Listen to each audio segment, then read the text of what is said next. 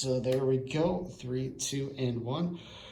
Well, Jami, welcome back to Mayor's Monday here at WSAU, WSAU.com. Again, you're not a mayor, but you're still the leader here in Weston. Who do we have joining us again this week to talk about what's going on over here? Yep. So this is Michael Wadowski. He is our Director of Public Works. Yes. He joined us for the last Mayor's Monday, and I thought it would be good that he would join us again because of all of the road construction, capital projects, and a little bit of a well update for the village. Yeah, so road construction, obviously it is that time of year. People are getting through the road construction. Either your projects are starting, your projects are ending somewhere. Where are we with at this time? Sure, yeah. We had two projects kind of in and around the DC Everest Senior High School. So Jellinek Ave between the junior high and senior high is in the process of actually getting its first layer of asphalt today.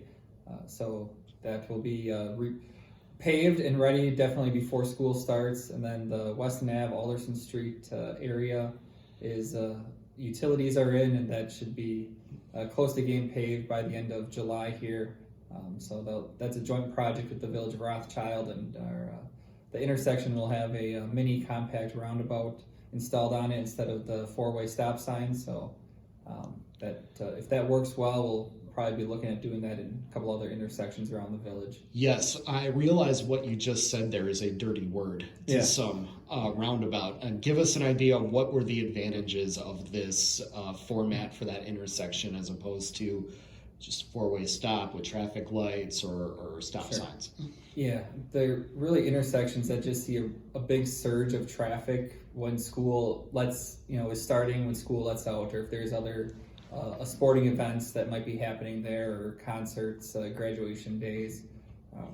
So when there's that surge, you need some type of traffic movement that's pretty efficient. So you can have multiple cars moving through the intersection at the same time instead of everybody coming to a stop, kind of playing the is it my turn or your turn game, and then you kind of creep up a little bit, then the car goes. So it helps make it efficient, and then for 20 hours out of a 24-hour day, there's hardly any traffic at those intersections. So people can still move in. They're not stuck at a red light, waiting for a green light to come when nobody else is there. So it really is, I guess, the best of both worlds. It can handle that quick influx of a surge of traffic, and it also doesn't, I guess, create delays when there isn't any traffic there either. Yeah, and anybody that needs practice at roundabouts, I can tell you just go down the center of New Prague, Minnesota. They've got them all over the place. It is, like I say, super efficient. I'm a huge fan of them. I know there are people who aren't. I know it's anxiety inducing for some.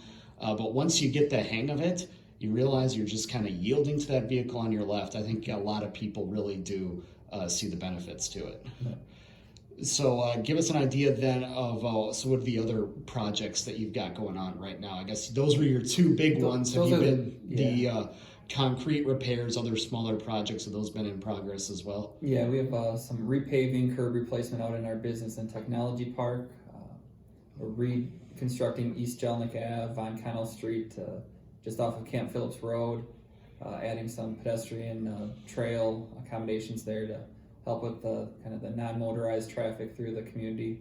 And then Weston Avenue on the east side of Camp Phillips Road for half a mile heading that way will get done this year, and then the remaining stretch from Von Connell to Rhine, so it's about another 1.5 miles, will be finished up next year. And that's a lot of projects going on at once. I mean, is this like an average year for the village, or does it seem like you're being pretty efficient in getting more done this year than normal? It's more. We've definitely ramped up. We had a lull through kind of the mid 2000s or 2010s. Didn't do a lot of projects, and it created a backlog. So we've gotten quite a bit of grant funding for projects. There's been about $10 million in grant funding over the last 18 months that we've been able to utilize and get things going with, either projects that have been completed already, are in progress, or are in design to get done shortly here. So yeah, and that's something that obviously the residents and the businesses like to see, because we got to have the good roads, as our new mayor said in Wausau. If you want to be presented as kind of a buttoned up place to do business, you've got to have those the roads in good shape and be able to present yourself in a good way like that. So as far as PFAS goes, then you've got. I know you. The one thing that the village has had is you've been digging for a couple of different wells right now, and of course with the PFAS guidance at points changing. It seems like almost daily. Where are you at in those projects? Yeah, so the 2 new wells are online, and those are under even the proposed EPA limits. So we're good there. We have a safe drinking water loan with the principal forgiveness that'll be used for treating 2 of our other wells. That project should be starting later this summer, early fall. The contractor has been awarded, and they've ordered the materials, so everything's getting procured there. And at that point, we'll be pretty well set with meeting the EPA recommended levels. Yeah, the levels, which from what I understand now is basically at non-detect. It's 4 levels, 4 parts per trillion. 4 parts per trillion. Yeah. So right now, everything coming out of the tap is at that level. Is that correct? Correct. Yeah. And then what the projects you said for these other 2 wells? What does that entail? Yeah. So the one well we have a temporary treatment in right now, where what it's finally delivering to the distribution system is a non-detect. Coming out of the ground, it's around 35 to 40 parts per trillion, and we have another well that's currently been turned off for 2 years.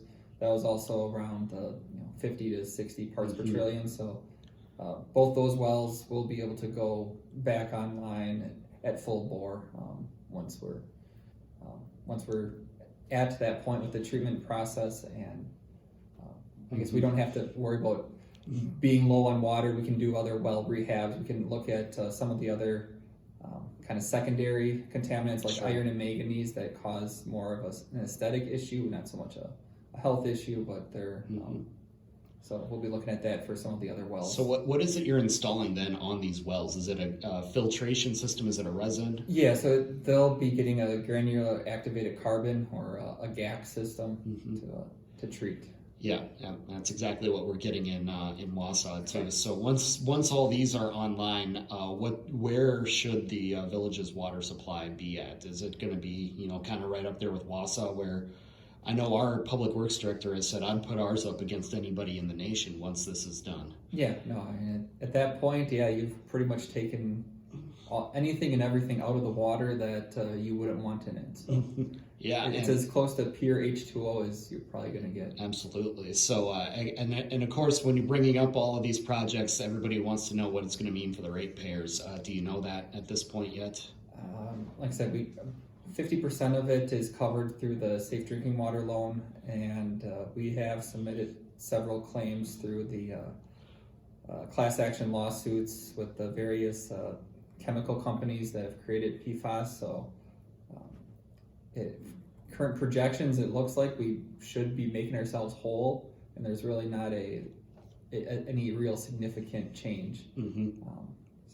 Yeah, of course, some of that all remains to be determined, though, as well, because as we know, in Wausau, when things like this happen, it can get expensive for the ratepayers. But again, take advantage of that free money where you can find it. Right? Yeah. And our treatment plant was set up when it was built in the 80s, actually, for granular activated carbon. For whatever reason, I wasn't here, 40 years ago, but the tanks weren't installed, but everything is plumbed, so our cost for installing that is pretty low compared to somebody that's got to create a whole new system.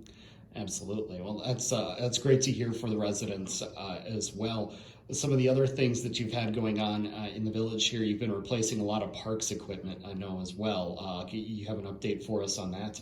Yes, yeah. So we have been working through putting in new playground sets in our large and neighborhood parks that we completed through ARPA funds, the American Rescue Plan Act. So those were not levy dollars. That was also funding that was granted to us from the federal government. That was through COVID assistance. So the cost of those replacements was about $800,000, and that did include also curbing around them, new wood fiber product around them. We did have some individuals that have called in and said, thank you, because we had sand underneath several of the playground sets, and they really prefer the wood fiber. It's a lot easier to clean up. It's a lot nicer to play in. So All except for one of the parks, they do have the equipment installed. We are waiting for a couple final pieces and the curbing, but we're really excited to unveil all of those new playground sets. So, what is the importance then of this for the village from your perspective? Because I'm sure, as an administrator role, picking out playground equipment probably isn't something that they teach at the wherever it is you're getting your public works degrees anywhere. I'm sure it's a fun part about the job, though, right? Yes, the Parks Committee actually picked out a lot of the playground equipment and distinguished they all have different colors and feel depending on where they're located.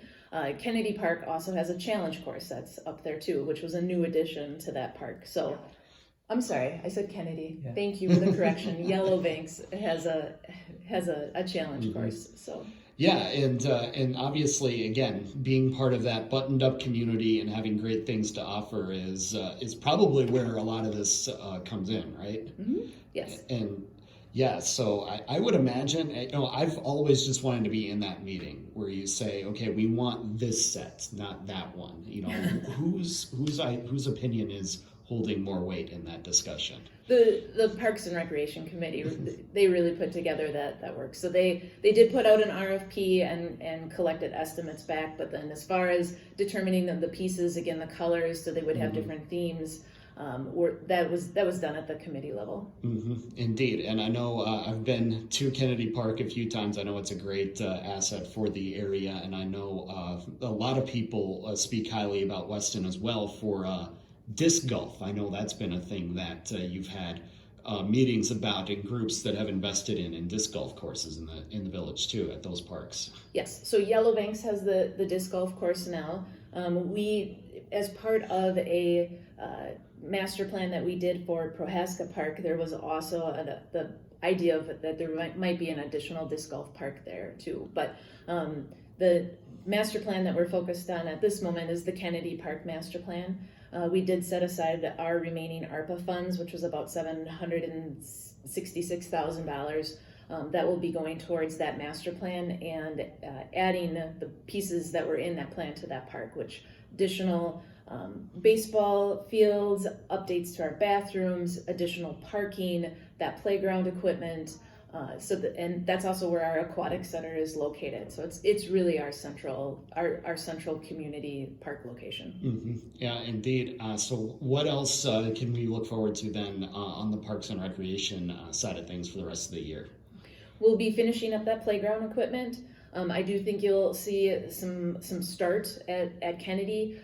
We have contracted with an engineering firm to start how we implement that master plan.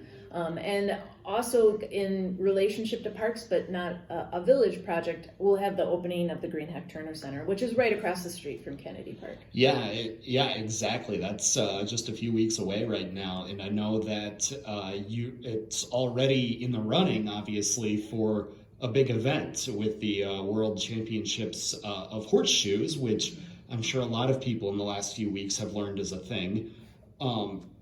The village is committed to that as well. If the Wausau Convention and Visitors Bureau can somehow land that here in the next few weeks, right? It's very exciting. Yes, they're going to put in a bid for that, and that should bring a lot of tourism to the community. Yes. Yeah. So, what have those discussions been like? I know the Convention and Visitors Bureau was here to get a letter of recommendation or a letter of support from the village, right? Not a letter of support, just to share with us that they were going to be applying. Putting in a bid to get the tournament here, and then we will have further conversations with our tourism commission. Yeah. Hey, we look forward to that as well. I know they're competing against Tulsa, Las Vegas, believe Cedar Rapids, Iowa was in on this as well, but we'll see what happens. I think it would be a great thing to get here in the community. Yes. Anything else you'd like to add then before we let you go? I just also want to let everyone know, Michael did a great job doing a recap of all of our construction projects that we have going on, but he does a great synopsis monthly, both for Public Works and the board. as do we with our planning and development and the projects that we have going on there. And they're both available in the village packet, in the village board packet. So I really encourage residents that if they want to know more or they see something happening and they're wondering what it is, we do have those two resources that are updated monthly. In addition to that, we have our weekly newsletter. And so if you haven't subscribed to our weekly newsletter, it's a great resource to have just a quick email to see what's going on in the village. And it comes out every Tuesday afternoon. Mm-hmm. All right. Well, we always appreciate the time, and we'll look forward to chatting again in the future. Thank you. All right, thank you.